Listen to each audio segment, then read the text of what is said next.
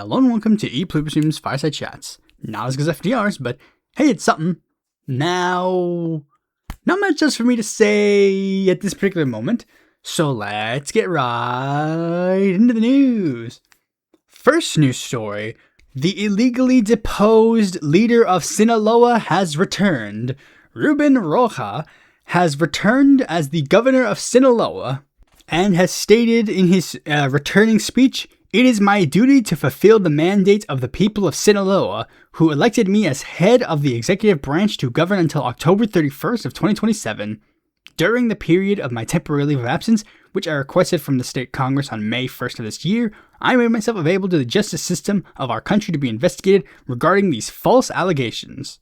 Now, everyone is another thing that's going on in the story is that both Claudia Sheinbaum and Morena, the party itself, has stated that they do not necessarily approve of his decision to return to the governor position per se. I do not necessarily know if this is related to the controversy specifically, or if it's because of the general premise, because if you know, Morena actually has this big thing where they don't like the leave of absence style of Mexican politics, where it's like, when you leave office, you can take a leave of absence and then return to the office. The most prominent way this has been exemplified was when they were choosing the presidential candidate of the coalition for Morena, where one of the stipulations was they literally everybody has to resign, just flat out resign from their office, not do the return to power once you lose the nomination. No, when you're gone, you're gone. You don't get the power again. And Rubén's defiance is pretty interesting. I don't know much about Rubén, but he's starting to become one of my favorite governors of Mexico currently, because it's just guys, I just gotta be real. Unfortunately, I just haven't seen the evidence of any of these claims. That's the big problem with all, it's the same thing with Maduro, where it's oh, he was actually running this massive cartel, and it's may we see the evidence? No. Meanwhile, again, they say this and they let their narco-terrorist friend roam free. But yeah, that's beside the point. But I guess we'll have to wait and see how this situation develops, and if this situation is going to become even more troubling. If I remember last week, we covered the news story about AMLO's son, and saying that that was related to the situation regarding that. But that's beside the point. Now we're going to move on to two news stories coming from Palestine. One depressing and one possibly depressing, but also not, depending on your interpretation. So first we're going to start off with the really bad one, and it is the fact that Israel has now handed control of the West Bank to the Israeli police.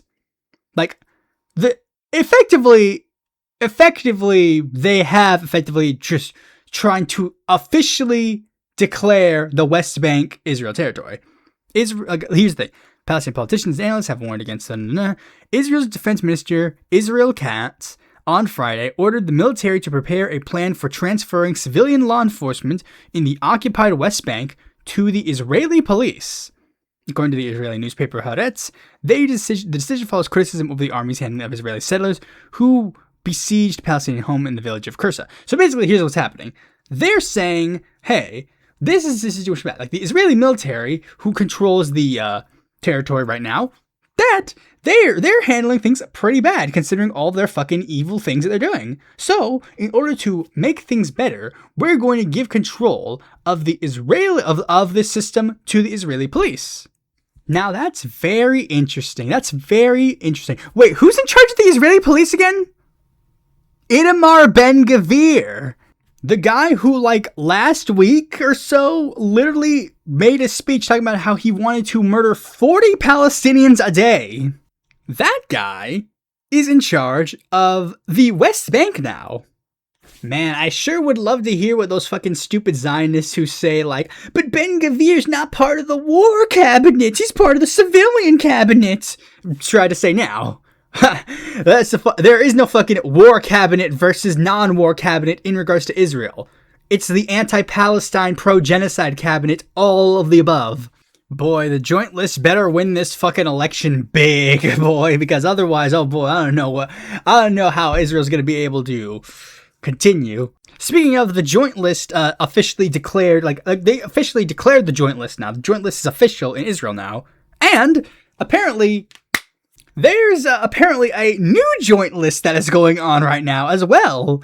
Because in Palestine, in preparation for the upcoming elections, there's been an announcement that there's actually currently negotiations going on between quite a few groups and parties within Palestine, ranging from Hamas, the Palestinian Islamic Jihad, the Popular Front of the Liberation of Palestine, the National Initiative, and Democratic Reform, to possibly coalesce into one electoral bloc to defeat the incumbent Fatah government.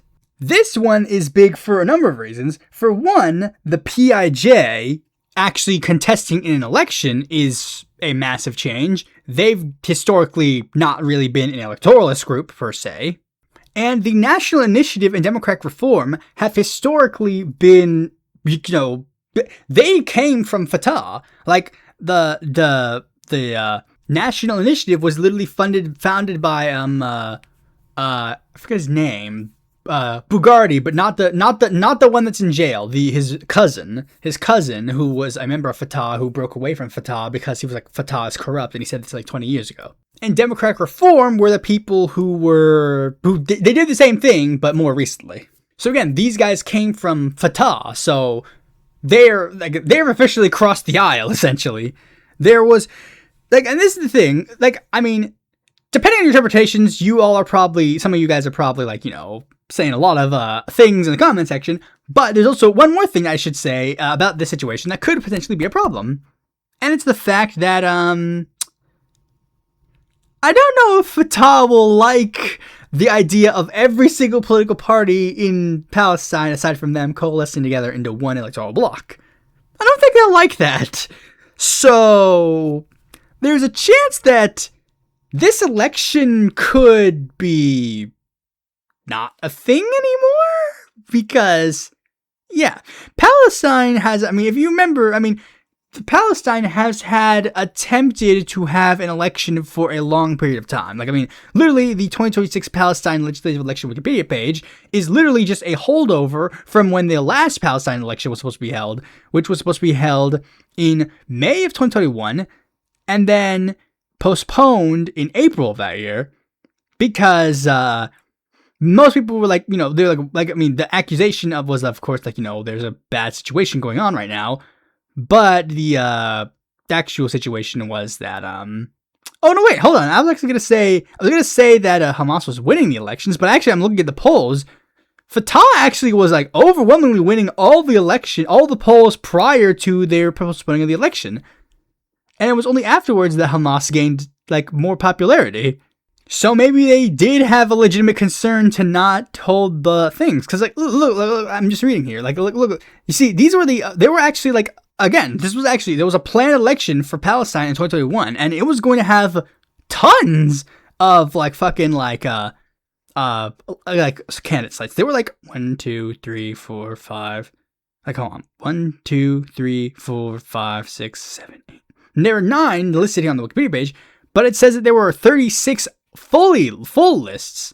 They had Fatah, they had they had Fatah, Hamas, and, Palestine Initiative, Popular Front, the Democratic Front, former Third Way.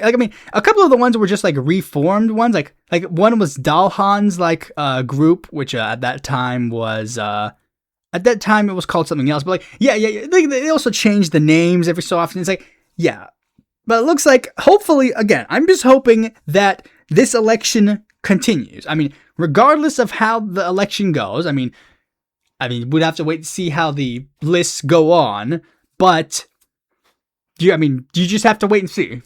Anyway, speaking of wait to see, another news story, where the U.S. has initiated sanctions on the International Criminal Court president and prosecutor, Tomoko Akane and Abdoulaye Seye. Says right here, the U.S. has sanctioned the president of the International Criminal Court and a prosecutor tasked with investigating the war crimes committed by Israel during its war on Gaza. The new sanctions designations were unveiled by Marco Rubio, the U.S. Secretary of State, who called the Hague-based ICC a corrupt and fatally politicized supranational court that has maliciously abused its authority and exceeded its mandate in a statement. And just like that, unfortunately, you've birthed a ton of people who will now defend the previous guy who was accused of rape. Because it's just a sad situation where it's just like, yeah, you guys are just going to breed more people who think that he's in the right, because that's just what you're going to do, because people will see him as a martyr or whatever. And it's just sad that you guys are going to do this, because, I mean, yeah, they don't care. They don't care. It's just all about saving Israel and eventually their own ass. That's all that it's about. But yeah, let's just move on to the next story, because there's not much else for me to say. And speaking of accusations of like rape and stuff, well, there's a very interesting situation that happened in Florida.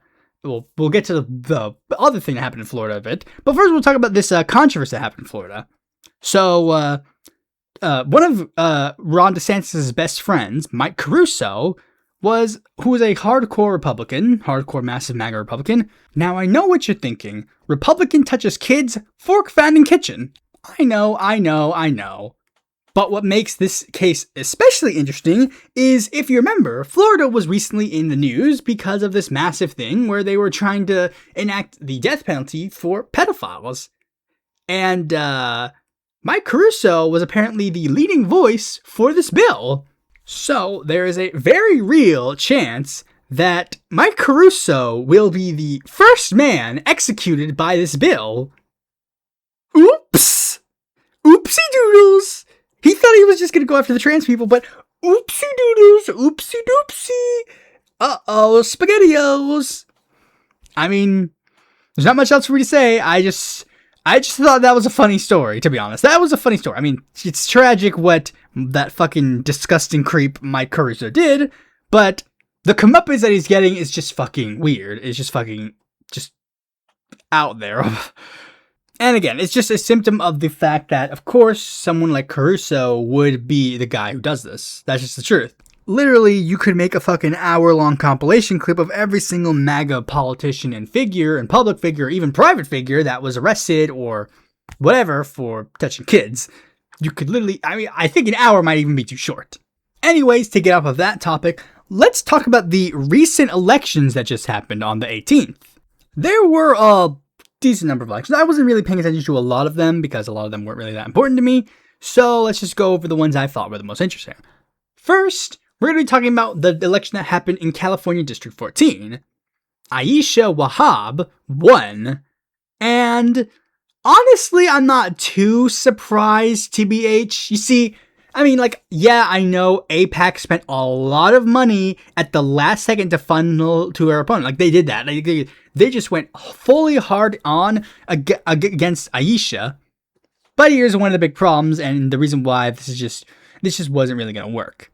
I mean, like, not even necessarily say, like, her opponent was simply just a mayor, whereas Aisha is a state senator. That's one thing. I originally had a couple of sentences explaining why she did better, but I just rechecked, and they're all just fucking wrong. They're all just absolutely wrong. I thought that she challenged Eric Swalwell. No, she did not. She attempted to run for Eric Swalwell's seat when he was running for president, and then after he went back in, she dropped out. And I thought that she might have announced this bid before he announced that he was running for his sexual assault allegations, but then I remembered he ran for governor first, just because. So again, this was just more like, I guess it was just more like just a casual, like, yeah, she was just next in line. Now, some people have been really going hard and praising her for, like, her, like, you know, I guess she said something pro-Palestinian at one point, and it's like, I mean, like, I don't think she's, like, particularly bad. It's just that, I mean, I'm not really seeing a lot, like, that's super, I mean, she might have said something I'm just not seeing, but, like, she did express support for she did, like, introduce a bill that I think was, like, a, like, anti, like, genocide bill. I think it was something like that, but, I mean, like, she's endorsed by J Street, so, you know, I mean, again, and of course, it's like, because, AIPAC spent a lot of money against her, but it's like she's like a David Min or a Harry Dunn type Democrat. Or even, I guess you could even say like further, Andy Levin, technically. I mean, by comparing her to Andy Levin, you might go, okay, well, she's actually pretty better. Because, like, I mean, like, again, it's like Andy Levin is like,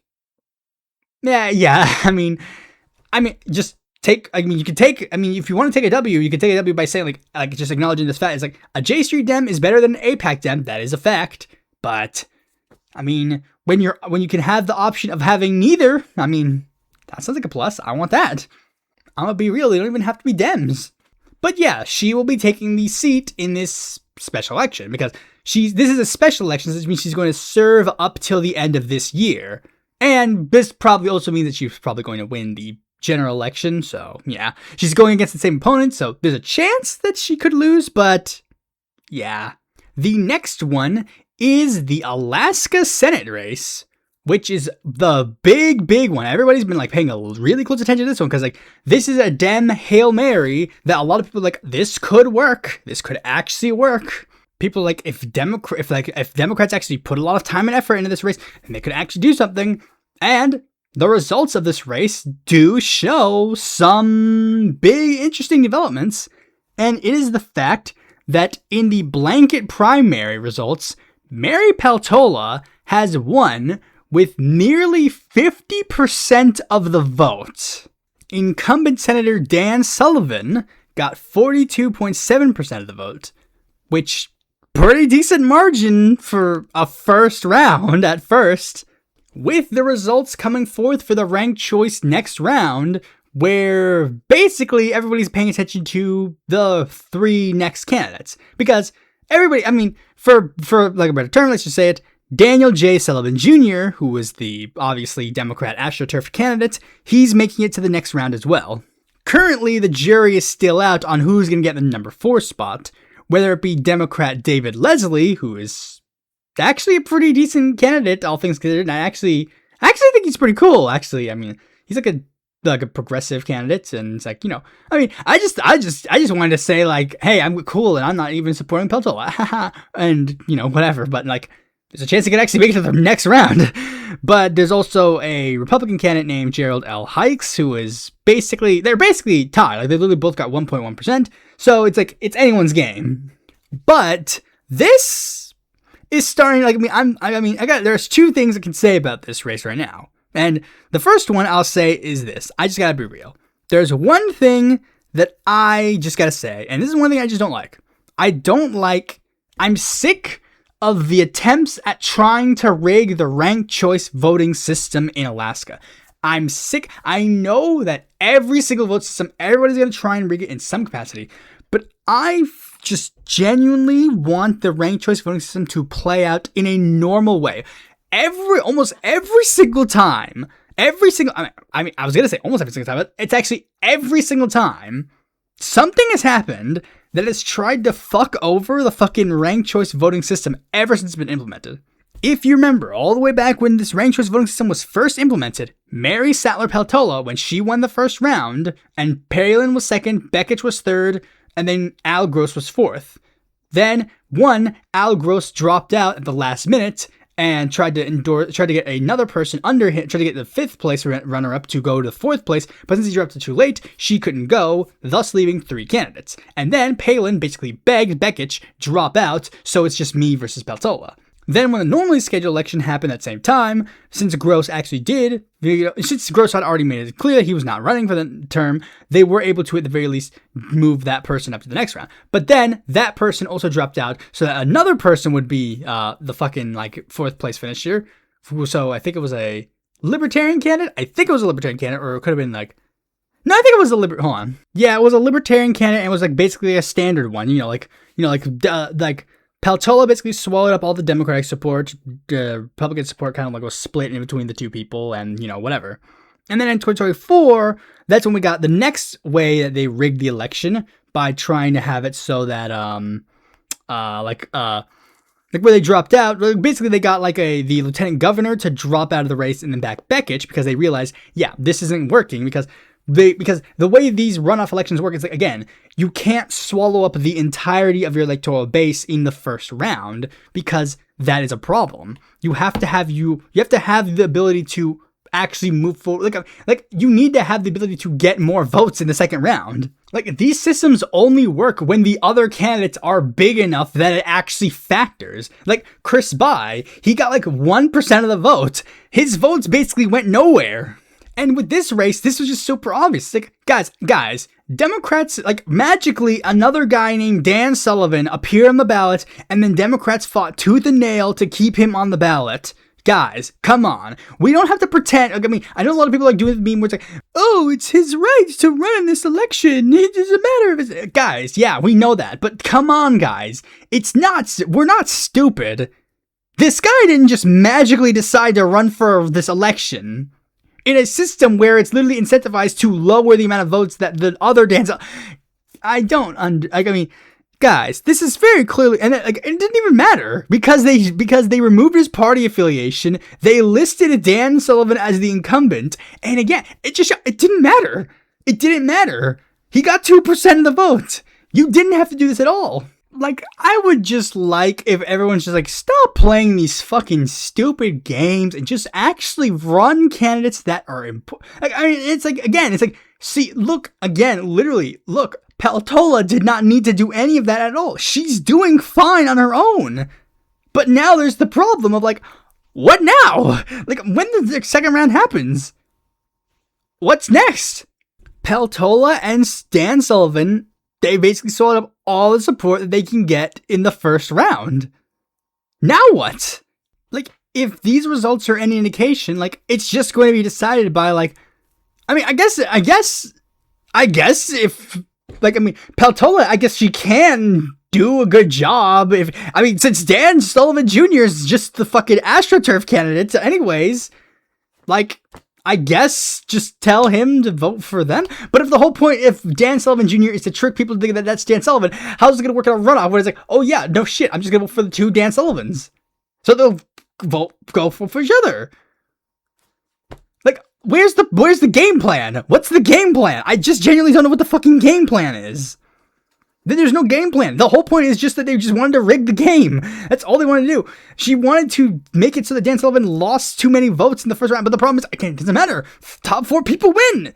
Top 4 people win the general election. So what's the point? Are they going to now just start randomly be like, okay, now we have to fight for Dan J. Sullivan Jr. to have his Republican affiliation brought back on the ballot and to have the incumbency name stripped from Dan Sullivan's name. It's like, again, what's the game plan? What is the actual game plan in the situation? There is no game plan. Again, Peltola does not have to do fucking any of this. She can just run a candidacy and do good. She didn't play any of these fucking partisan games in the first time. Anyways, I didn't really even fucking care that much about Alaska, so let's move on to the next one. Florida. Florida was very interesting. District 10, well, Maxwell Frost has won. Well, technically, he won the whole race because nobody filed against him, and he's currently the first person of the next term to even be sworn in, essentially. But hey, good job on him. Next race is the governor's race. David Jolly versus Byron Donalds, and James Fishback got a distant third. Now, there are some people who have been trying to say a specific thing about James Fishback. Even though James Fishback got third, one big thing that was floating around was the fact that he was winning all of the college towns. With them saying that he was a little concerned because, oh, well, that means that the GOP is going to become fascist in the future. As if they're not fascist now.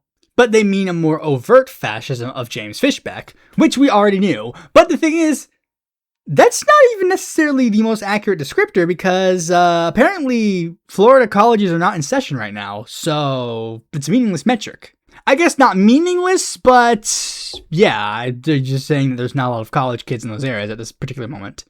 Next race is District 6, where of the 3 Hitlers in the race, Randy Fine was able to squeeze through the crack, which isn't even a crack, it's basically an entire hole in the entire house.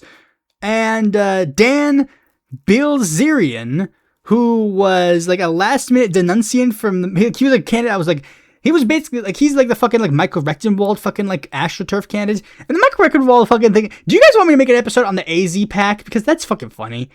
Like, he's fucking funny. These guys are fucking stupid funny. And interesting. He, like, basically, there was like a last minute denunciation from the mainstream media, like, especially Hakeem Jeffries, who's like, guys, we need to make sure that this guy loses. And it's like, meanwhile, you're allowing Randy Fine to win or whatever. But that's beside the point. The next race is District 7, which actually has 2 interesting tidbits about it that happened. Now, one tidbit you all know absolutely immensely, but this is a slightly more interesting tidbit that was funny. Did you know Alan Grayson ran for this seat? Yep. Alan Grayson, continuing being a perennial candidate, ran for this seat. And he got 3rd place. And on the Republican side, the abuser known as Corey Mills lost.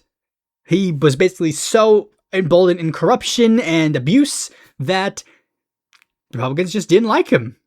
I was a bit shocked, actually. I guess I shouldn't be shocked. Didn't this happen to this happened to another guy, I remember correctly. No, that was Andy Ogles. He didn't abuse anybody. He was just fucking stupid. But no. There was a Republican that was also facing like abuse charges recently that recently lost his election bid. Am I tripping, or is that something that actually happened? Now, there's one more thing that I think shows how this is a very bad sign for a particular guy. Remember Ron DeSantis? Again, the guy who was kind of seen as like the guy who was going to be the next heir to Trump, and then basically threw all that away to run against him? Well, showing his inevitable massive failures for this thing, he can't even take credit for this, because there was a chance that Ron DeSantis could save his own political capital by staking a ground in this race.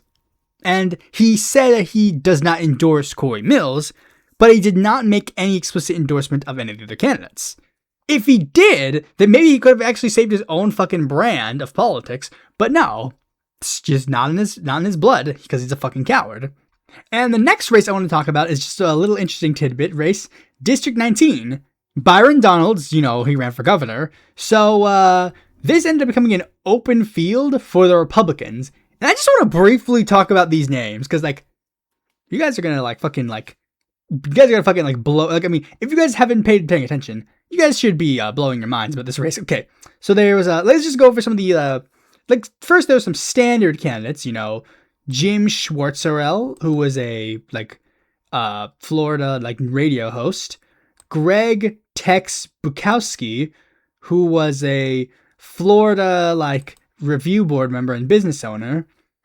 There's a Marine Corps veteran named Mike Purtison. Then we get the next candidate, John Strand, a former underwear model and a guy who was pardoned for participating in the January 6th insurrection. But the rest of the candidates are where it gets incredibly interesting. Okay, so there's Linda Sawyer, former researcher of the National Institute of Health and candidate for Michigan's 13th District in 2020 and Michigan's 12th District in 2024.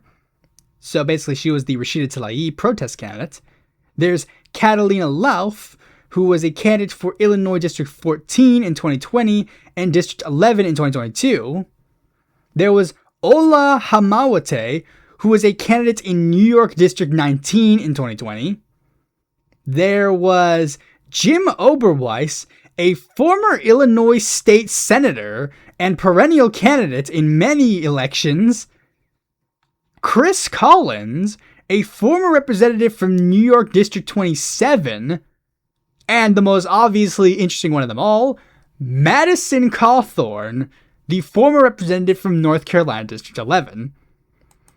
So there was a lot of fucking carpetbagging in this seat. Literally, they saw this seat was open and every Republican who was a has-been just started flocking to this one seat.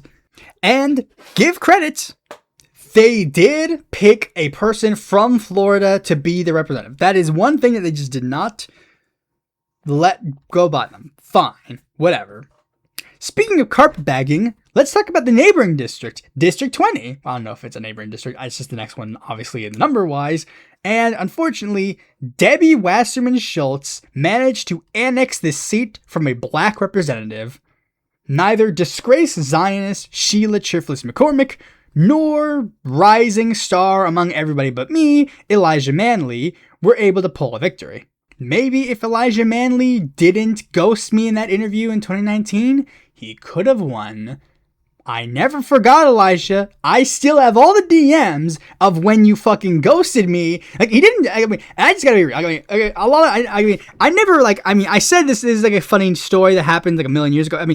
This happened in 2019. So, what happened in 2019? Elijah Manley was running for president. Yes, he was. He was running for president for the Green Party nomination and running for he was running for the Socialist Party nomination exclusively in that election. He went for the Green Party nomination in 2016. But he was running for the Socialist Party nomination in 2019, and that was in the time period where I was actively, like, trying to interview some, like, smaller candidates. And it's just like, hey, why not ask Elijah a question? He seems like an interesting oddball, like a fucking, like, baby infant child running for fucking president. That's interesting, and that's funny. And what ended up happening is that me and him, like, we had everything ready. We were scheduled to do an interview. We were scheduled. I got all the mics set up. I got all of the fucking, like, stuff set up. He was like, all right, blah, blah, blah. He had a time. We had a date. We had all this stuff set. Everything was ready to go. And then a minute passes. Maybe he's running a little late. 2 minutes, 3 minutes, whatever. I sent him a DM saying, hey, yo, we're still doing the interview. He says, okay, blah, blah, blah, blah, blah, blah. I'll be there in a second. No. I just got to handle this one thing first. Okay, whatever. He doesn't get back to me until, like, many hours later. And then at one point, and then just randomly stayed in my DMs after a little bit, trying to still, like, I guess, be, like, whatever, like, saying, like, hey, look, I'm doing this thing now. I was like, I don't really fucking care. Sorry, bro. You wasted your chance of me caring about you. Sorry. But anyways, let's move on to the next race, which is the Senate race. In a massive upset, DSA member Angie Nixon beat the Trump whistleblower Alex Vindman. And I was actually kind of surprised. I wanted Angie Nixon to win, but I personally just thought that Dems were going to be so interested in the Alex Vindman and stuff, like whatever, because I thought, to be fair, I didn't remember who Alex Vindman was. I mistook him for his brother because his brother, like, basically became a Democratic Party influencer, but everybody pointed out, like, the reason why Vindman lost was very simple, and it's the fact that he stands for nothing. His political ideology is Trump hated me that one time, but otherwise he's just like a standard, like, liberal, and it's like nobody cares. Angie Nixon actually did manage to win, and I should have, apparently I was basically sleeping on her because a lot of, like, other, like, progressive and democratic socialist, like, candidates, I think, endorsed her. I'm pretty sure, of course, Maxwell Frost endorsed her, but, like, I'm pretty sure Rashida and, like, Ilhan Omar also campaigned with her. I remember, because, like, that was a controversy. It was, like, Rashida Tlaib was going to go to, like, a campaign event for her, and then, like, they tried to shut it down. And with that, I think it's actually interesting that this is probably the best Democratic Party slate, at least ideologically for me, for a long period of time. Could you guys find a comment section to try and, like, verify if there's any more Democratic slates in history that I would probably like more? I don't know. But this is actually a pretty good slate. And the last race is obviously the biggest disappointment, District 25. Oliver Larkin lost in a pretty decent margin. Honestly, kind of expected. I don't know why he was the first DSA-endorsed candidate on the field, but I guess they needed to go beyond the stereotypical only appearing in deep blue areas, so I guess it's not necessarily bad that DSA at least tried in that area. And to show the massive contrast with how many of these people are, and you gotta give credit to this, it's the fact that Oliver Larkin, when he lost, he was like, you know what, thanks guys for helping me out. Didn't turn out so well. Oh well, we'll try again later. I don't know. Like, a generic thank you thing. Elijah Manley, whatever. Angie Nixon, when she won, she, like, gave a speech like da-da-da-da. And even David Jolly, to credit, did make a speech where he even though he did articulate the whole, like, I hate socialism, he still was like, look, me and Angie, we're on a ticket together, essentially. Like, we're not on a formal ticket, but we're the slate. We're the slate. We're here to work together to do certain things together. And, Yeah, he listed that. Meanwhile, Jared Moskowitz, the first thing he did after winning his race was say, at Hassan, like he said, like something like at Hassan Piker, prayers for Hassan Piker. And it's just like, dude, can you guys like just be normal for once? I don't care that you guys are fucking like beefing with the podcast. I am in the most serious sense. I am sick and tired of all these fucking Democratic fucking politicians spending all, and the Hassan derangement syndrome is fucking insane. It's just insane to me. Like literally, it's like Angie Nixon when she was invited to go on like MSNBC or whatever. They were like, Angie Nixon, you campaign with Hassan Piker, blah, blah, blah, blah, blah, blah. How do you respond on Hassan Piker's crazy stances and blah, blah, blah. And then Angie Nixon's like, who? I've heard of this guy, but this is news to me. I didn't campaign with anybody like named Hassan Piker. That's a little news to me. Oh, wow, sorry. Wait a minute. See, the derangement syndrome is like, he didn't campaign with her. They're hallucinating campaign events that didn't happen. It's just so fucking pathetic that these guys are just so, and that's the thing. They're obsessed with a podcast because there's nothing else for them to complain about. Like, these are mainstream politicians and like pundits. They're perfectly fine with the system that exists. They're mad that a guy is even remotely criticizing that. And that's the problem. It's like, I don't fucking, like, and this is the most honest thing. Like, I don't fucking, and this is, I'm not even defending Hassan Piker because it's like, I don't fucking care about him. I genuinely do not care about him. If I could live in a world where I would have never had to see a single Hassan Piker clip in my life, I would have taken that. I would love to live in blissful ignorance of Hassan. I would love to be in blissful ignorance of many a podcaster or whatever. But there is one thing you gotta give credit to with this Hassan Piker drama. It's because with Hassan Piker in the field, that means he's mainstream discourse now. That's the thing. He's mainstream discourse now. It's the same thing with all these right-wing pundits. All these, I'm just sick and tired. I just don't care about Hassan Piker. I want to talk about real things. I want to talk about real problems and real solutions to problems. And with that out of the way, let us move on to the main topic of this video. In regards to this new trend, new discourse that I've seen. And from what I've seen, this discourse has started when a New York City council member, Chi Osei, he's the one who was allegedly started this, and it was later picked up by AOC during an interview. And it's like, it's a simple phrase. It's a simple, just phrase. Woke one was crazy. Which is usually made in reference to left-wing politicians getting old tweets of them dug up, saying things that have been deemed quote-unquote too woke by a certain subsection of people. Incoming Congresswoman Daria Liza saying something along the lines of men of color fetishize ugly colonizer women, Francesca Hong calling for the cancelization of Thanksgiving, Chi Osei saying that a cis white male should never be the president of the city council. But as is the case with most things, this is, of course, expanded beyond that and has evolved to the point where people are worried about the trend of this. Because, again, this is just, there's more to it than just simply that phrase, woke one is crazy, unfortunately. Now, let's talk about this. First of all, I think it's time for us to relitigate the question that has plagued me since the dawn of time. What is woke? I could make a Matt Walsh-style documentary all about this, because I really don't know. To this day, I've still really yet to receive a coherent answer. Whenever people, because this happens a lot. Sometimes I'll make a statement or whatever. I engage with politics online, obviously. So someone will say something along the lines of, trying to denounce woke. That's one of my go-to questions in regards to it has always been this. What is woke? What is it? What is woke? Define me woke. I'll give an example of an interaction that I've gotten in regards to this so-called woke drama. On my American Solidarity Party video, someone left a comment saying, they're not a Christian, but they love the American Solidarity Party, and I'm a member of them.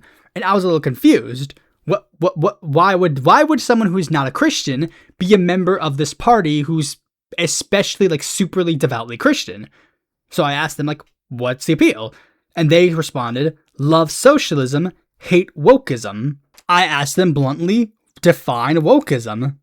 And their response was politicization of LGBTQ rights. To be clear, I support trans rights and gay rights too. I'm just against non-binary and stuff. Overly social correctness culture, worship of pleasure and the self, and anti-theism. Which is even more confusing to me because it's like, you're anti-woke and you're trans, but people say that the idea of being trans is woke. And their response was, I'm mainly talking about the politicization of trans rights from both sides. Yep, it's not happening on both sides. I hate how one side, the right, is trying to take away my medical care, and the other side, the woke left, is trying to make my disorder into just a fun thing that you can try on, which is just not a thing that happens. It's like, I'm sorry that you live in fantasy world, but whatever. There was like another interaction. I'm not gonna look for the specific interaction, but like I literally got like someone was like responding like, you know, wokeism or whatever, like, you know, I hate wokeism, and I'm like, what's wokeism? And they're like, come on, you know. Most of the time you don't really get it, and this is the thing, like they do that, and then I'll say a specific thing, and then they'll be like, why are you saying this? It's like, you're saying I know. Here's the definition I found. So what is it? And it's like, again, it's really weird. Like, I mean, people. That's one big problem. It's like, people don't know how to define woke. And I'll give another example. I got recommended, like, during research for this episode, I guess I got recommended this news article from Slate that attempted to actually define, quote unquote, woke one. And, let's listen to their definition of woke one. It's harder to articulate what exactly woke one is, or I suppose was. But like pornography, you know it when you see it. Here are a few examples that come to mind. Woke One is a podcaster in Brooklyn listing their Twitter location as unceded Lenape territory. Woke One is a colleague of a public relations firm starting a GoFundMe to escape a toxic roommate situation. Woke One is a 5,000-word article probing the crisis of bi-erasure. A 34-year-old YouTuber canceled for dating a 25-year-old TikToker. Or perhaps a gay immigrant Muslim furry romance pitched as a weapon to resist Donald Trump. So, your definition of woke one is pretty benign, like, things? Like, what?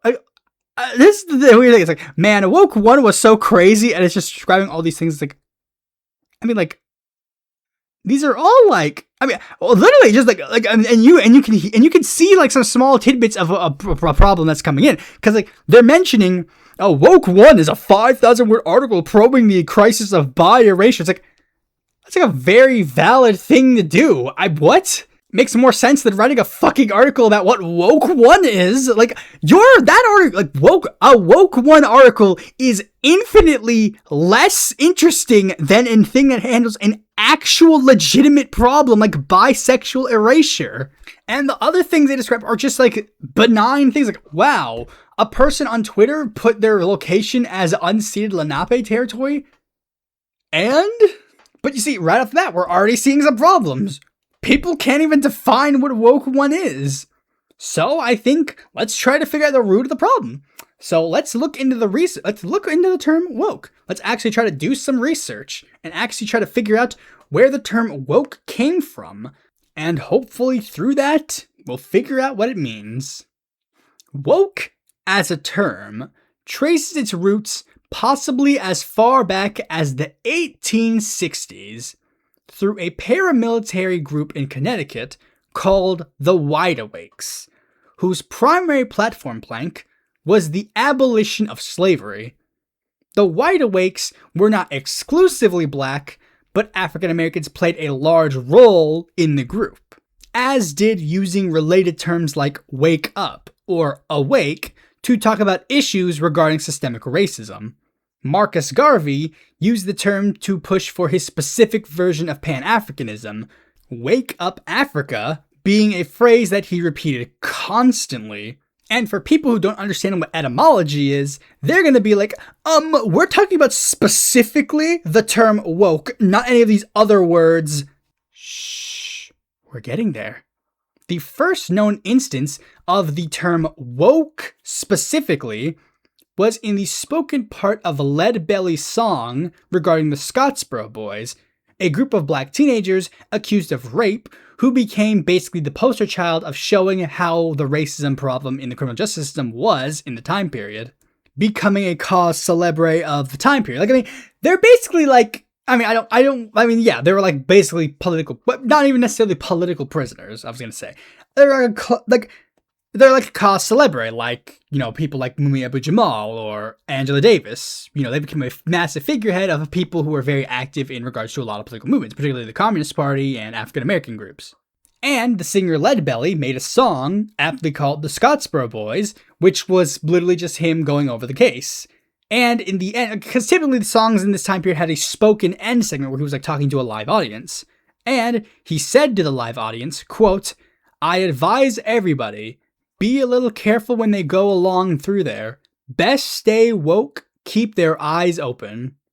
With the term starting to become a bit more well known during the 60s and 70s.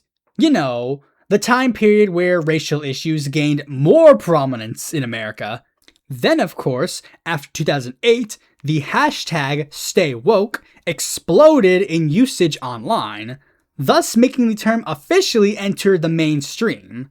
I wonder what caused this term to start getting prominence in the aftermath of 2008. And the term would only become more prominent with the rise of the Black Lives Matter movement. You know, again, when we're starting to talk about the rise in regards to racial issues in America. But of course, the term's rise would also lead to the reaction to be harsh, with it becoming the obvious boogeyman for a lot of things that the right wing did not like. And when did this new right wing interpretation of the term woke start coming around? Again, right around the time where the United States started talking a lot more about racial issues in the aftermath of George Floyd's brutal murder by Derek Chauvin in 2020, becoming a turning point in America to talk about actual police reform. And naturally, in order to stop that, the right-wing media had begun to demonize the term woke, turning it into a catch-all term to describe everything they do not like as the woke mind virus. Even though literally terms like woke are made to they're literally, the point of the term woke is literally like, you are asleep and now you're awake. You are woke. That's the whole point of the term. Like, I mean, at this time, woke had started getting like actual dictionary definitions, like well-informed or aware. And in 2008, Merriam-Webster defined it as self-aware, questioning the dominant paradigm, and striving for something better. Like, these are what the terms mean. And it's just like, that's a bad thing, apparently. And yeah, it's literally gotten to the point where it's like, that is such a bad term now, that now people describe Pat Buchanan as woke right. And the term, again, started, like, once it got more prevalent when it started hitting white people. Because, I mean, every single time the term, like, exploded a lot more is when white people got a hold of it. In the 1960s, when white activists started talking about it. In the 2000s, and when, you know, white people got really excited about Barack Obama.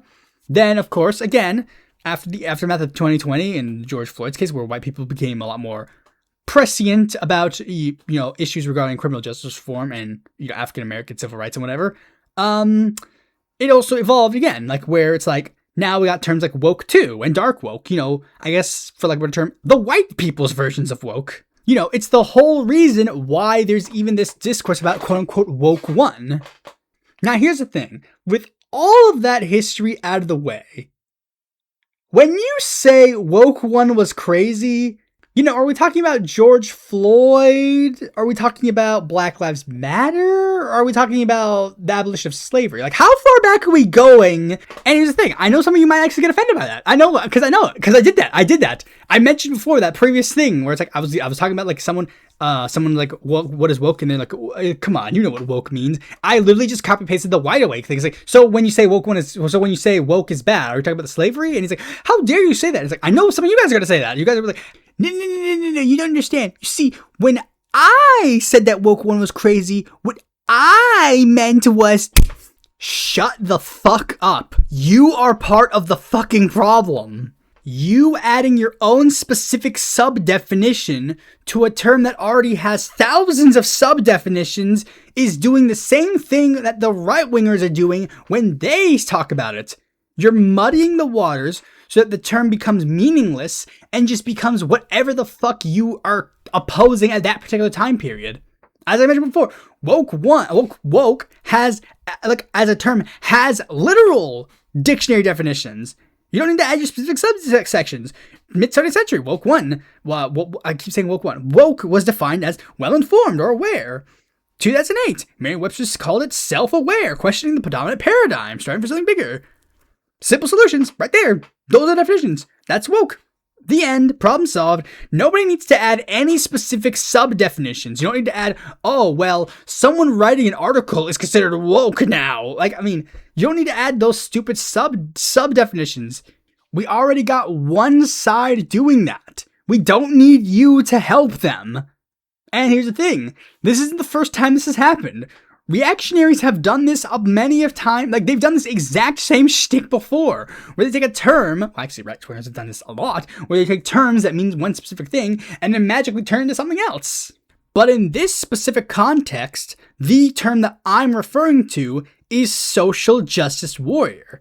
Like, social justice warrior became a catch-all term to radicalize people against the left by being just vague enough that you can put any definition of it onto it, and then you can go, yeah, I don't like that specific subsection of people that is, like, annoying to me.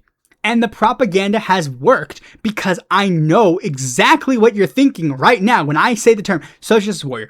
You are thinking of a white, assigned female at birth college student with multicolored hair, wearing some, like, stupid shirt about, like, no humans illegal or whatever, and they're, like, typing online, getting into arguments, being like, oh, how dare you not say that a bigendered plus-size woman with a Y with manly tendencies of color is not the main character of every single video game. I know that's what you're thinking. That's what's in your head when you think of the term social justice warrior. I know that's the fact. Tell me I'm wrong. Tell me I'm wrong. The only reason that I wouldn't be wrong is if you're thinking of specific people like Big Red or Trigglypuff or Anita Sarkeesian. Yeah, that might be what it was defined as for you specifically, but that's not what right-wingers were saying when they were using that term. When right-wingers said social justice warriors, they meant everyone. They meant all left-wing people. They meant all women. They meant all gay people. They meant all black people.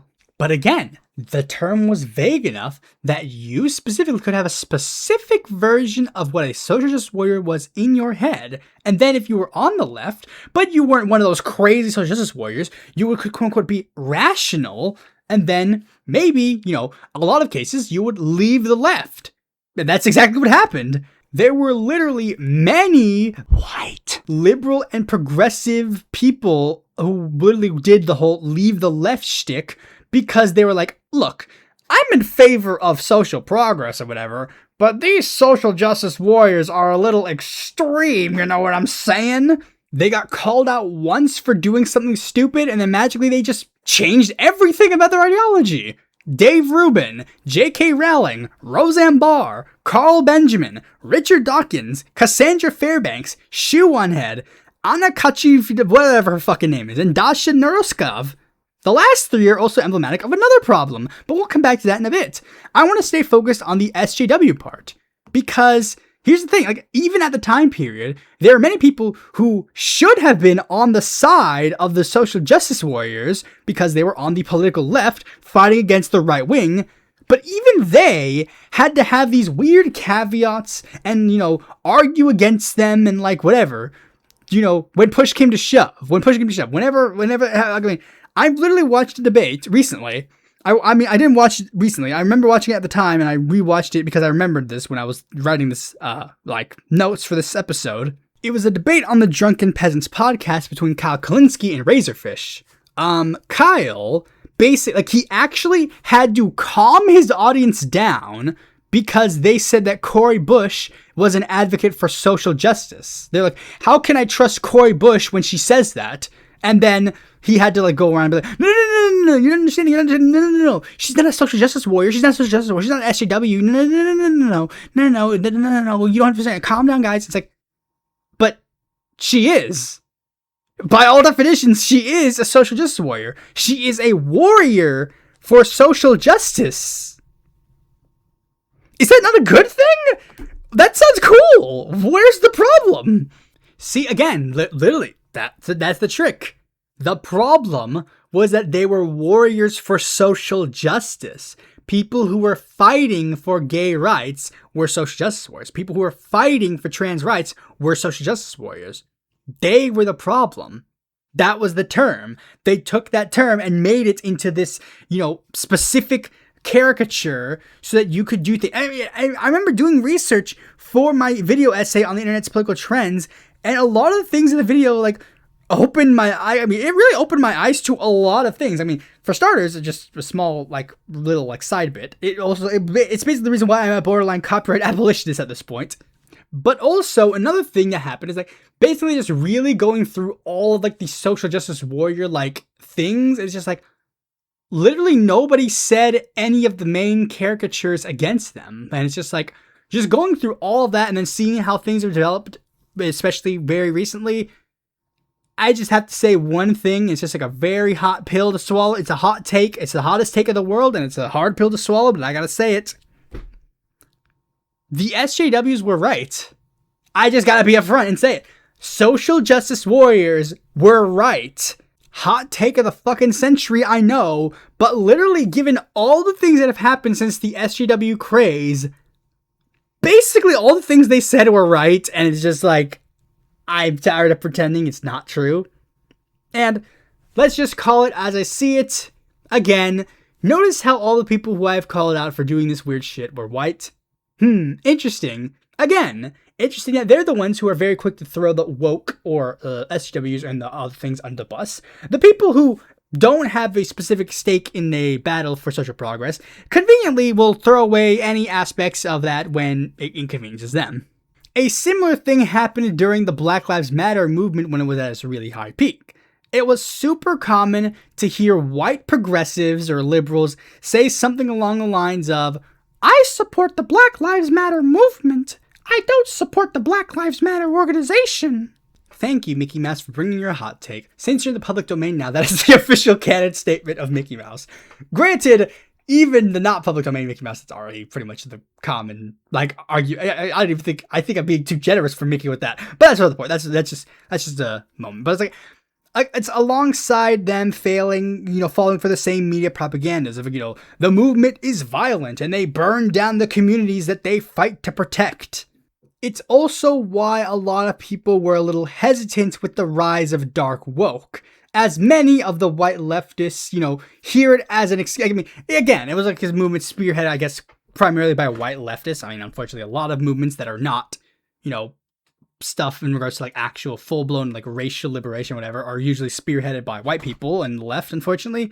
And it's just a lot of people, when they hear the term dark woke, they see it as basically another way for the anti-woke or white lefties who do pretty weird things to continue to do weird things. Basically think of it as white leftists, they have an excuse. They can say slurs now as long as we say them wokely. It's a similar thing that happened with the white dirtbag left with people like Anna and Dasha and Shoe on Head coming from the anti-SJW to dirtbag left there as well. These guys are just, these three were literally literal, again, hard, they were lefties, and then magically they just, I guess, got too offended or triggered or whatever to be lefties.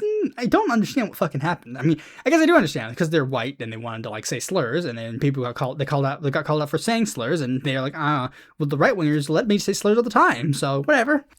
People like Destiny used to be seen as edgy white boy on the left, and now he's saying that he'd vote for literal slavery over not murdering babies.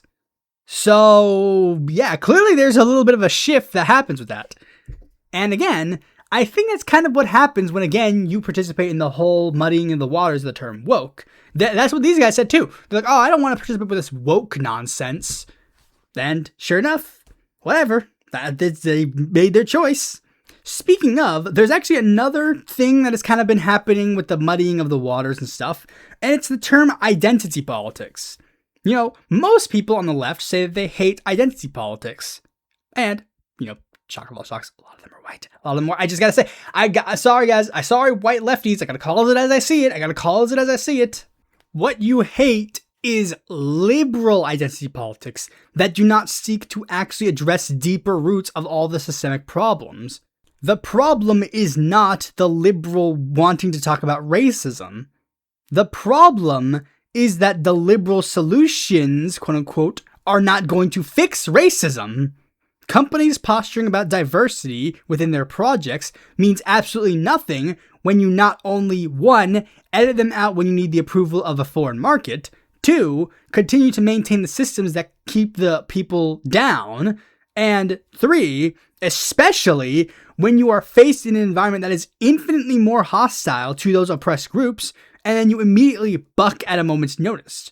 So-called woke leftist company Disney made a big deal about the black lead in the Star Wars sequel trilogy, and then basically cut him out of the latter films, put their quote-unquote first openly gay characters, the 15 million of them that exist, in such small roles that you can easily snip them out at a moment's notice so that, you know, again, the foreign market that is more reactionary, they can be appeased. Actively fought against a bisexual showrunner and killed her show as it got more overtly pro-LGBTQ, actively banned an episode of Moon Girl with LGBTQ themes, completely removed a trans plotline from their stupid baseball show, and actively spends millions of dollars keeping systems in place that hurt the LGBTQ, actively avoided recasting the most prominent black character in the Marvel franchise against the wishes of their fan base due to allegedly not wanting to mess up the continuity, and then immediately turning over by bringing one of their most prominent white actors to play another prominent role in the fucking franchise, and coincidentally, magically decided to delete 2 black-led Marvel projects for incredibly dubious reasons. That's one of the main contentions that I have with people who critique woke attitudes when it comes to things like this. Like, you know, changing the Washington football team's name, or critiquing a lot of our media culture for having pretty negative stereotypes and attitudes against certain groups of people. This is the problem when it's like, we want to talk about, like, they get offended. Like, I mean, I literally got a person who's like, they're super offended. Like, man, people want to talk about the fact that these, like, media, like, these shows, these old shows from the 80s and 90s have these problematic themes. And I just don't want to talk about that. It's like, it's true. Like, sorry, bro, it's true. You're watching a movie that literally, like, kills the black character in the first 5 seconds. Wow. There's problematic this and that. The movies that literally, like, say, like, oh, these people go and have sex and then they get magically murdered.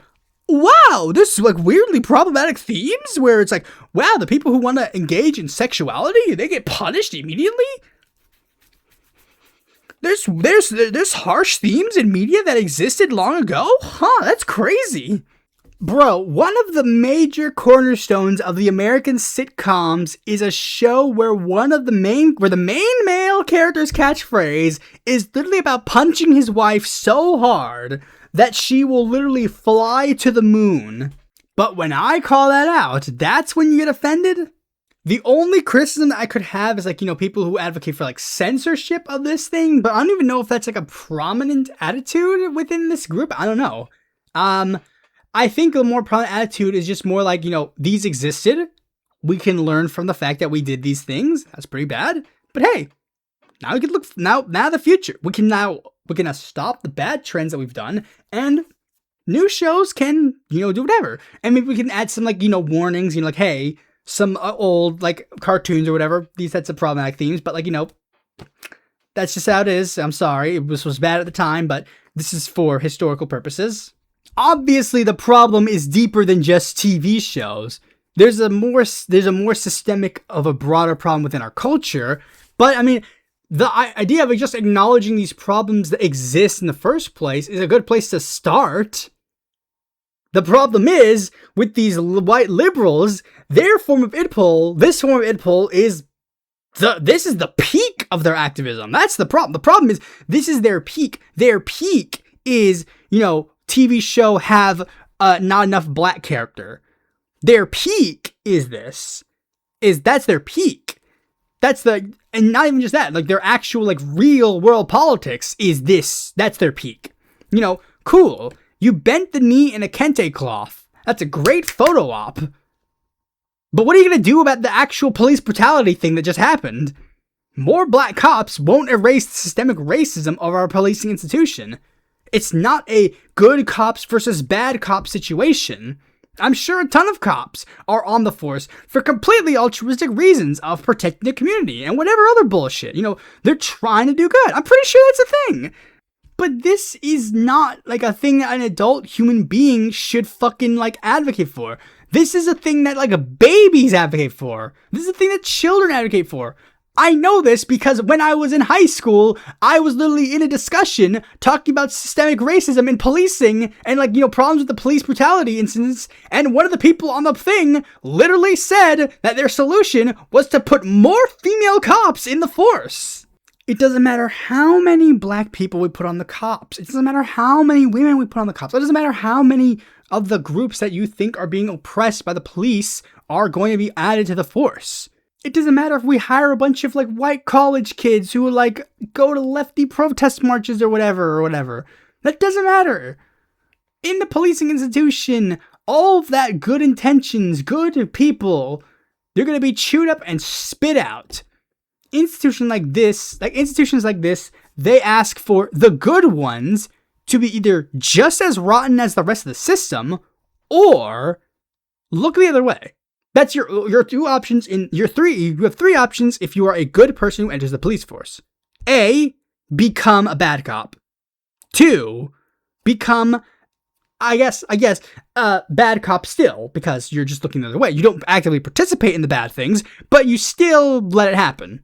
Or 3, quit. Those are your only 3 options. Some people are gonna fucking personalize this and be like, oh no, I have an uncle who's a cop, blah, blah, blah, blah, blah, blah. It's like, no, it doesn't matter. It doesn't matter how many, I'm sure that your fucking, oinker of an uncle is going around and being like, oh, he's nice to, I'm sure he's a nice guy. He's probably a great guy. You probably want to have a beer with him. That's nice and all. Completely irrelevant, because we know that this is just a fact of the situation. There are people who are almost normal people. They go to church, they kiss their spouse before they leave work. They are a loving parent to their kids, they're a great family member, blah, blah, blah, blah, blah.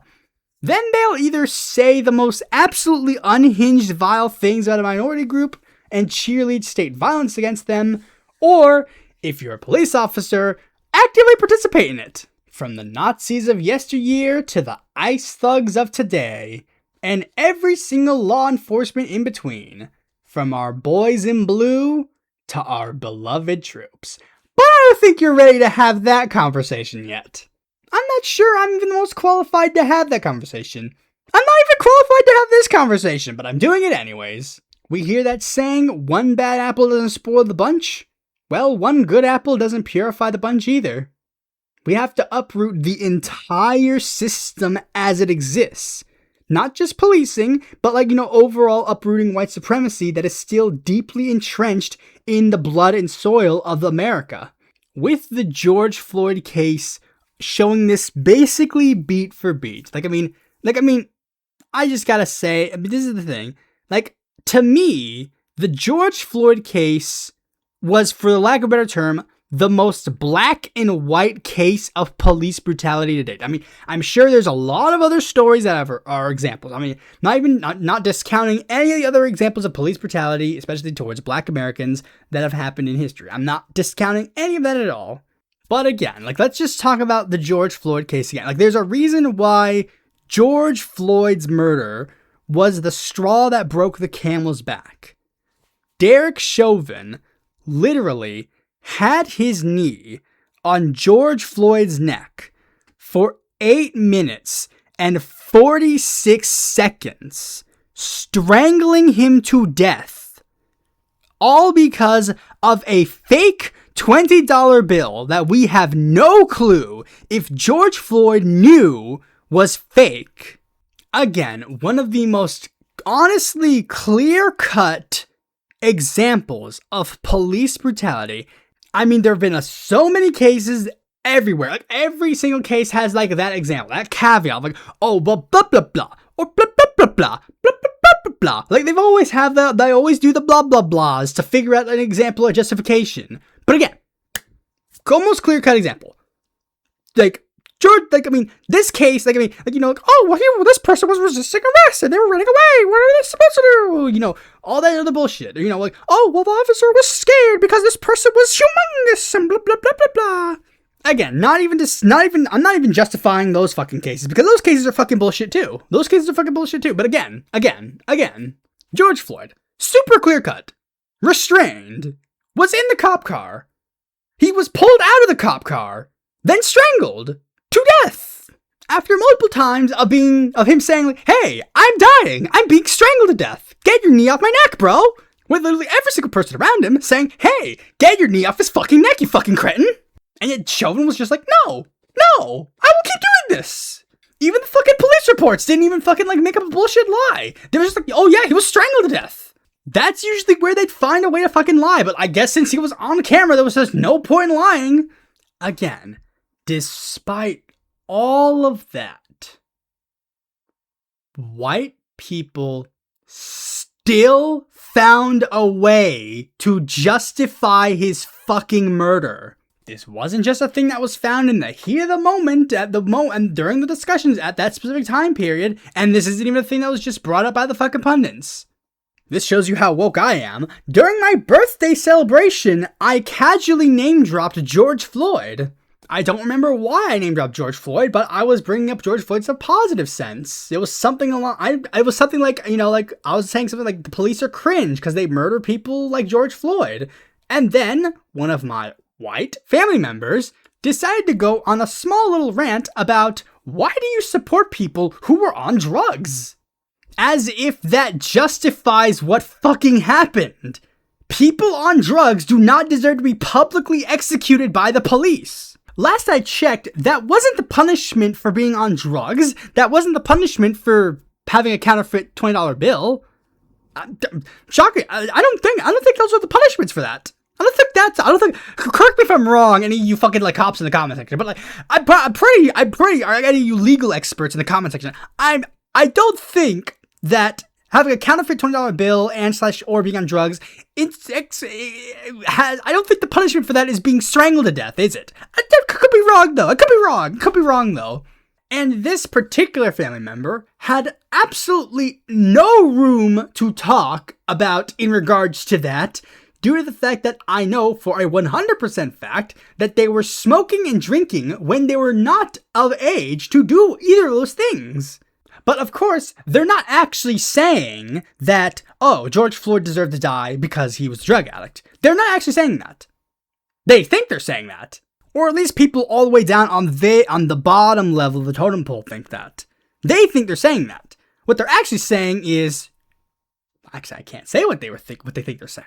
I'll say the censored version of it, which is they think that George Floyd deserved to die because he was black. That's the censored version of what they're thinking. The real word they're thinking has 2 G's in it. Because again, our country has very deep-rooted seeds in regards to racism. And I know this for a fact because literally I have family members who listen to country music, and literally half the country songs are literally talking about lynchings.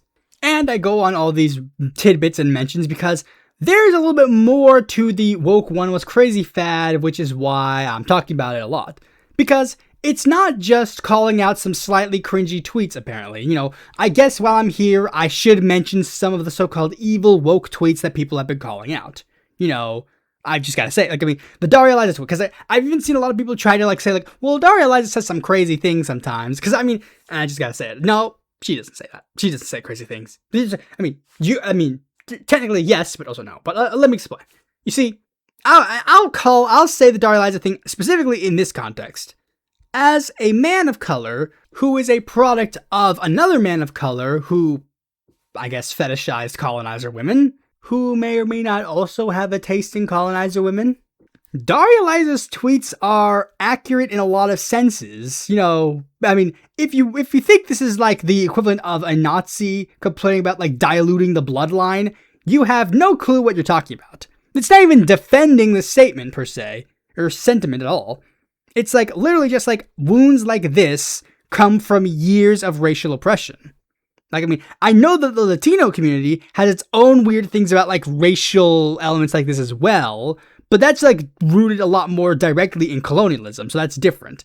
But in the black community, and I guess, I don't know if this was, I don't know, I mean, her focus was primarily with the black community, where it was like, the black community has a lot of issues in regards to like that whole question about like, like, I mean, yes, some of it does come back to like that weird innate weirdness, but it's actually this again more because like one end you've made African Americans like really, really intrinsically tied to their blackness, and now all of a sudden you want to start introducing people to, I guess, for lack of a better term, dilute their blackness.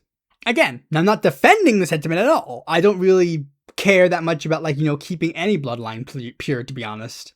But again, I mean, I guess it's because that's not really my forte. I'm not like, that's not really where that's a little bit too much for me to talk about. I guess you'd have to watch like African American creators to really get a full understanding about and because there is elements of that as well, with like elements of like colorism, which is a big problem, where it's like interracial racism, and that's a prominent issue within the African American community. But that's a different story. That's a little bit more than what I have written down. Next tweet is obviously Francesca Hong's Thanksgiving tweet, and I just gotta be real. It's right. It's right. I gotta be real, guys. It's right. I'm sorry. It's right. Yeah, we shouldn't glorify U.S. colonization and the genocide of Americans. That's just right. If you're purely focusing on, electoral is not going to do so well, it's like, that's a different story. Like, whether it's right or whether it's like electorally savvy is one thing. I mean, these are two different things. I gotta be real. In America, these are two separate things. Yeah, we elected Donald Trump multiple times. What's right and what's whatever is just, yeah. And her other tweet where she said that police exist to uphold white supremacy is also right. I don't know where the issue is. There's a lesser example that popped in my head like as I was writing some aspects of this, and it was, regards to a so-called progressive candidate that everyone sucked off for a little bit, Manny Rutinel.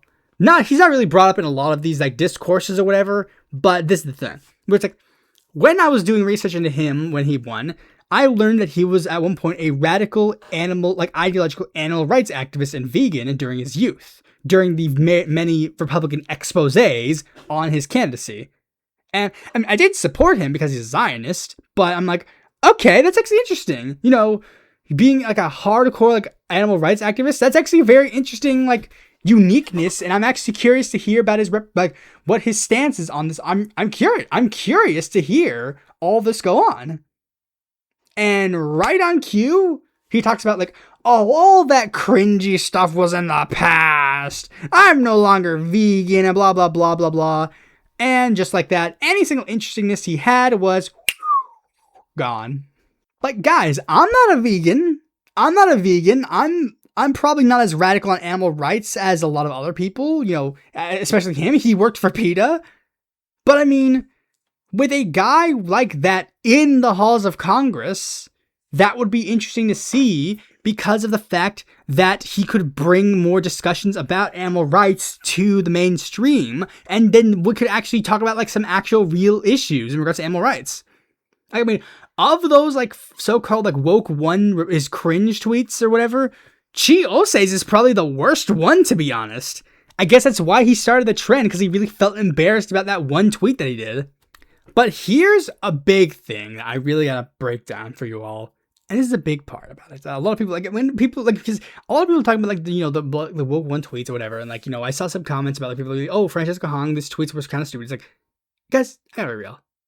Who fucking cares? I literally do not care that a state representative in Wisconsin says that we should cancel Thanksgiving. Nor do I care if she believes that when she wants to be governor. What I care about is what she would do in office to help her constituents. If you know this channel, you know that I am a diehard anti-theist. I hate religion so much. I fucking hate religion. Religion is cringe, terrible.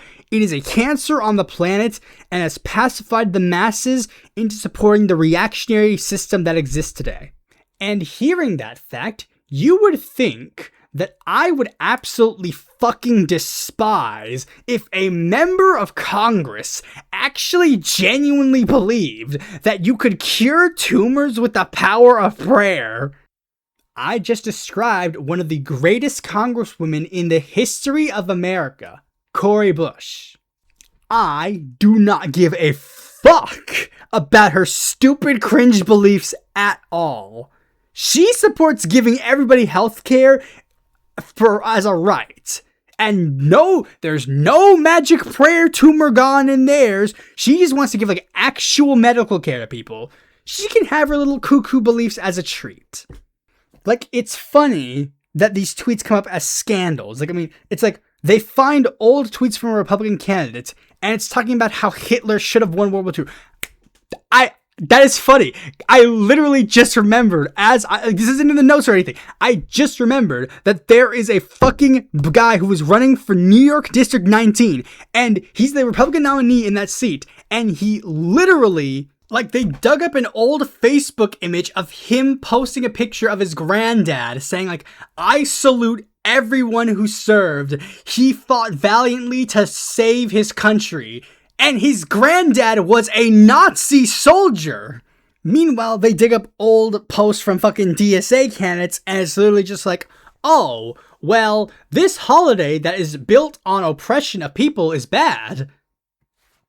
Oh, no! But unfortunately, like, it's not just fucking, like, those kinds of things. Like, I mean, because of the thing. It seems that what is being lumped into these so-called crazy woke ideas are, again, not just random posts that might sound slightly cringe to normies, but many substantive things that are important to real life. I didn't have a segue to put this in, so I'll just put this here, but Glenn Greenwald, seeing AOC, call out Woke One, he used that momentum to denounce the Me Too movement. The movement that was used to call out the sexual abuses that were going on in Hollywood that were frequently ignored because the most powerful people were doing it. See why I'm a little bit critical of playing into the narrative of quote-unquote Woke One was crazy? But the biggest thing that has become a massive talking point in regards to quote-unquote Woke One was crazy was the actual substantive policy position of defund the police. One of Daria Liza's old tweets that got a lot of issues was a retweet saying a world without borders, just like a world without prisons or police, is possible, necessary, and the only moral way forward. Francesca Hong tweeted, police exist to uphold white supremacy. Defund, then abolish. Reform can't be an option. Abdul El-Sayed's first controversy when he entered the Senate race was a mass deletion of posts saying, quote-unquote, defund the police. And AOC's video of her going, Woke One was crazy, was in response to Francesca Hong's tweets on not just the Thanksgiving thing, but her police abolitionist views. Zohra Mamdani once stated, we have to make clear that when the boot of the NYPD is on your neck, it's been laced by the IDF. He once said that, now has kept Jessica Tisch as the head of the NYPD and apologized for implying that they were racist. Like, I know that there's going to be some adaptations from being an ideologue to someone who actually has power, and I, of course, had no illusions that any of these folks would actually abolish or defund the police on a massive scale or whatever. But I expected, I gotta also say this, I wouldn't even necessarily call myself an abolitionist in either the prison or police endeavors as well. But when you look at the state of the US and law enforcement agencies as it exists today, I can't pretend that I don't at least consider it. Like, bro, we are getting the literal police state built in front of us before our very eyes.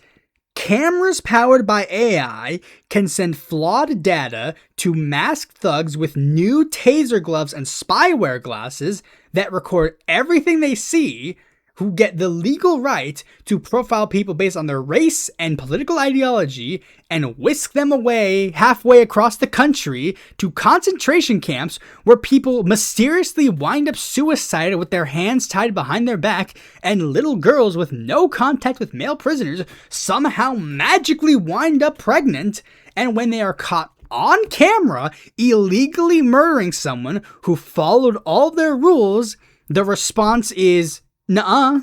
And that's just what ICE is doing now. I could go on in regards to the normal police and prison industrial complex systems. Mumia Abu-Jamal being in jail for over 40 years for a crime he didn't commit. Leonard Peltier serving 2 life sentences for a crime he didn't commit. By the way, he's still technically serving his sentence, by the way. He wasn't freed. His sentence was commuted, so he now serves in house arrest. That's better, but it's obviously still not the same thing.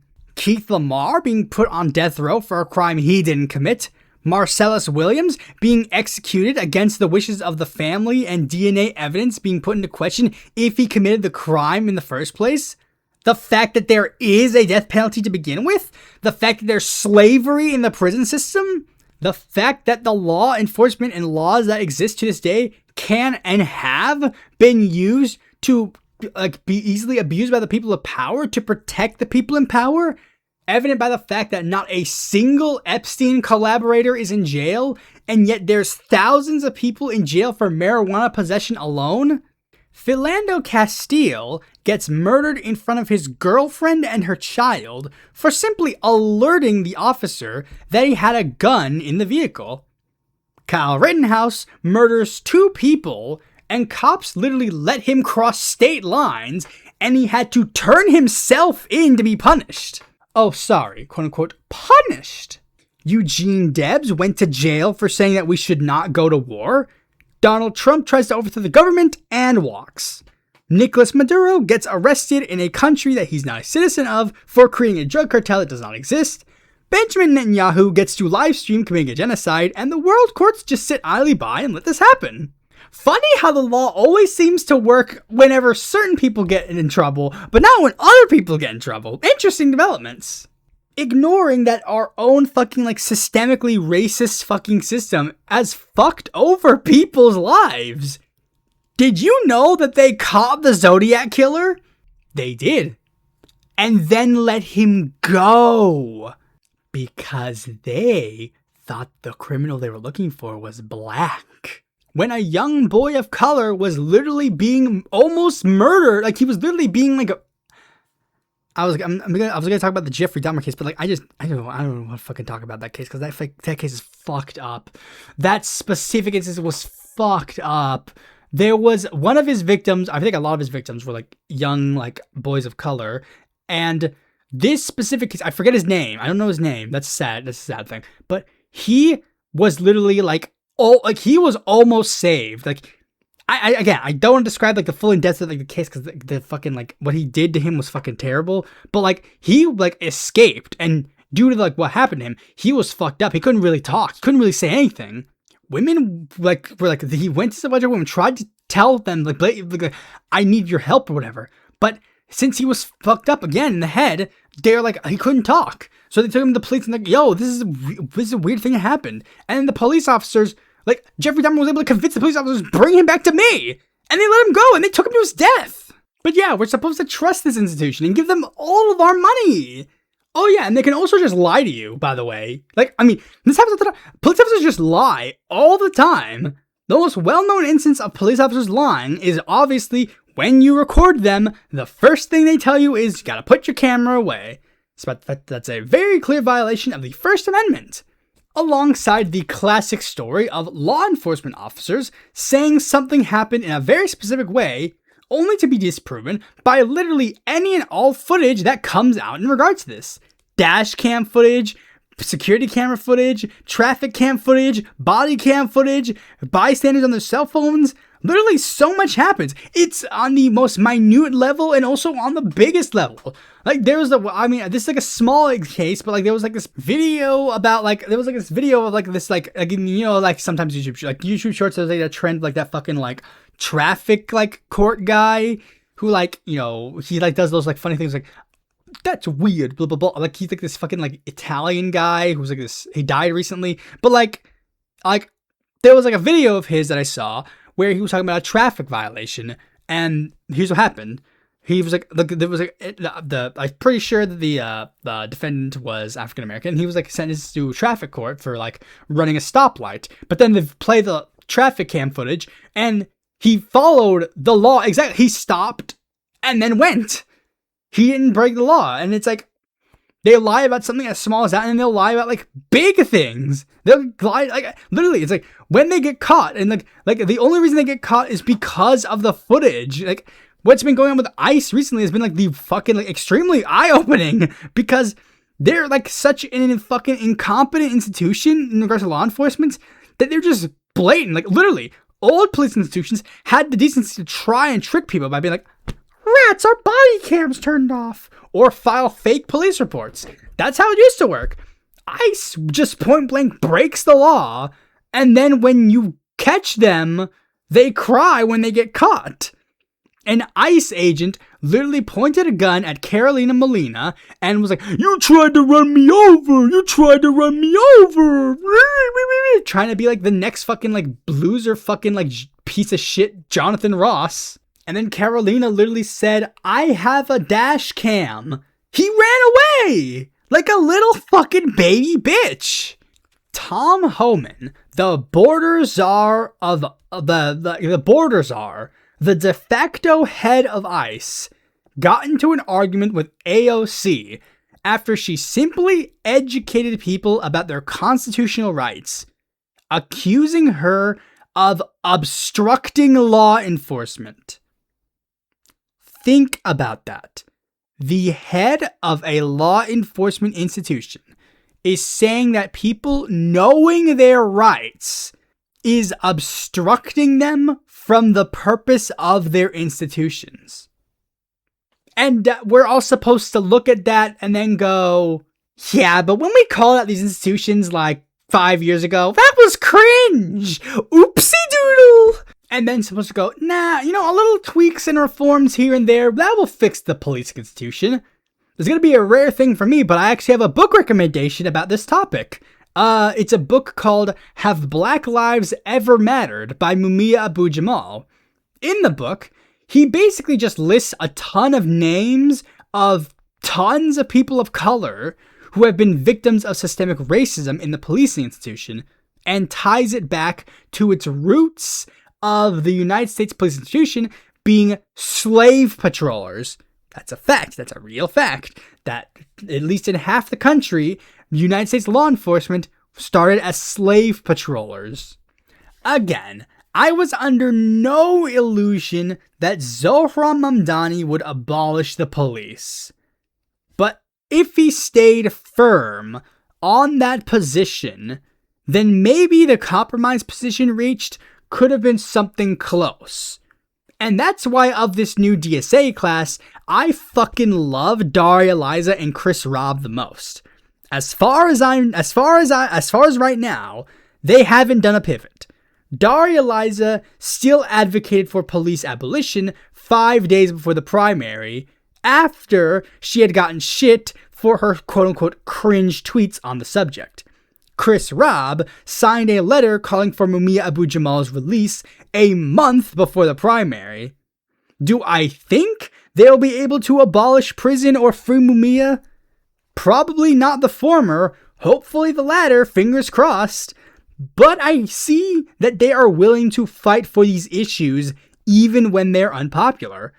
And with voices like that at the table, maybe we can at least get a modicum of any true attempts at trying to fix some systemic issues in policing.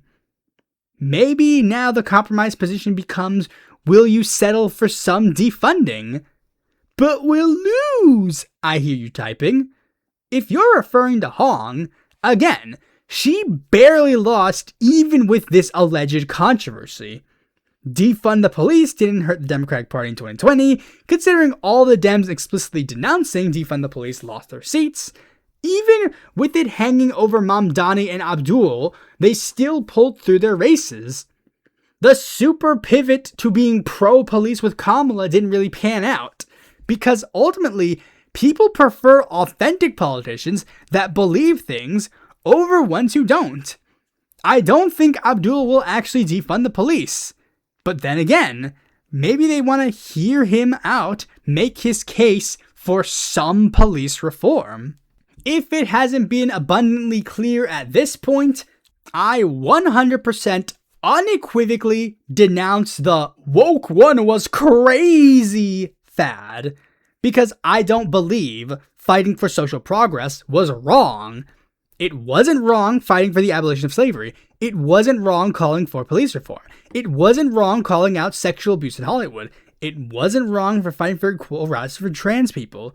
Even if the ways that it was done in the past were slightly cringe, whatever. I don't care. Doing good things is good. And I think you participating in the woke one was crazy fad is helping delegitimize the issues you claim to fight for.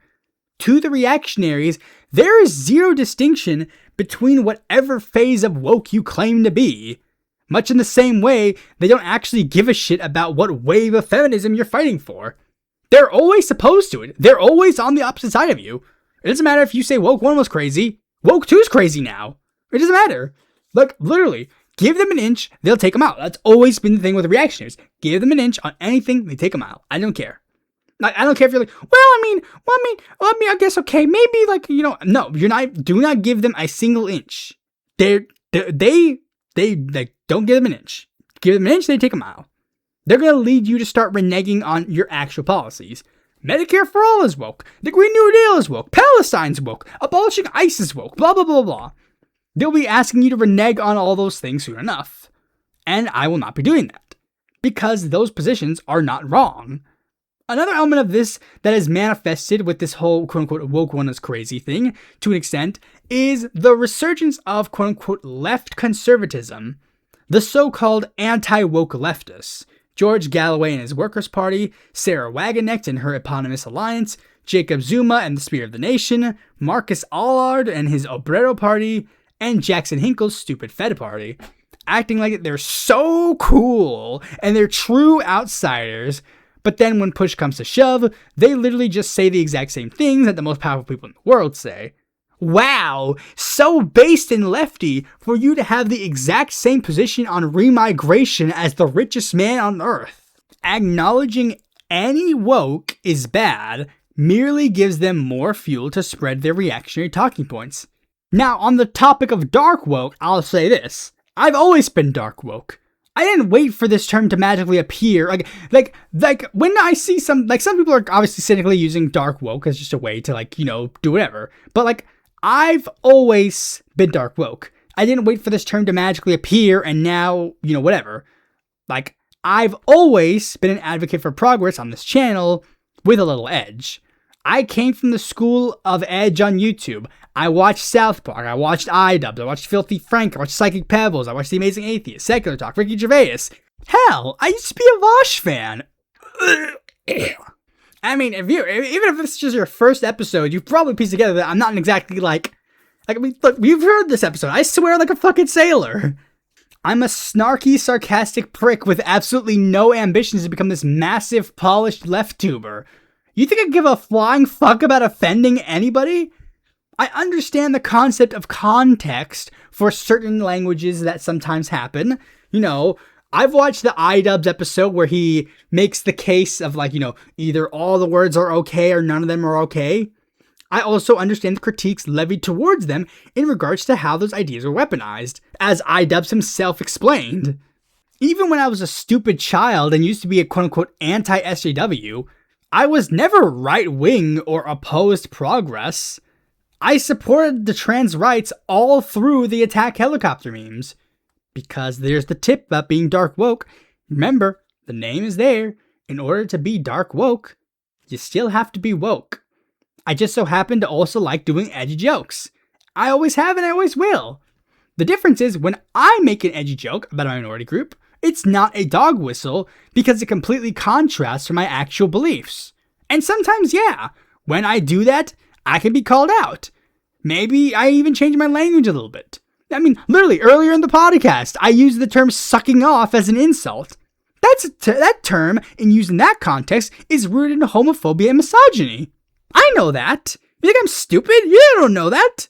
It's not gonna stop me. Because when I use it in that context, it makes sense. You understood what I meant when I said it. And I mean, yeah, I've said some things on this channel that I'm sure a lot of you would probably be like, yikes. Even if it has some proper context, like when I used the bad no-no 4chan word during a rant where I was trying to advocate for social progress. That was literally in almost context what dark woke is supposed to be. But yet I still also acknowledge, like, maybe regardless of that fact, it could still be an issue me saying that word, especially since I'm not part of the in-group that is directly affected by it. I'm not going to sit there and cry if a viewer says, I shouldn't have said that, you shouldn't have said that word, and then go on an hour-long rant about how I should be allowed to say whatever word I want, and that the triggered woke scold should shut up. I can be a big boy and own up to it. Because unlike a lot of the people offended by woke, I'm not a baby snowflake who is sad that I can't just start saying the N-word willy-nilly. Your political radicalization moment was seeing an SJW cringe compilation. Mine was watching a man be brutally suffocated by an officer of the law. We are not the same. Anyways, thanks for watching this video. Be sure to like, comment, share, subscribe, and click the bell to notify when a future video comes out. And if you're interested in more content from me, consider supporting me on Patreon. Stay woke.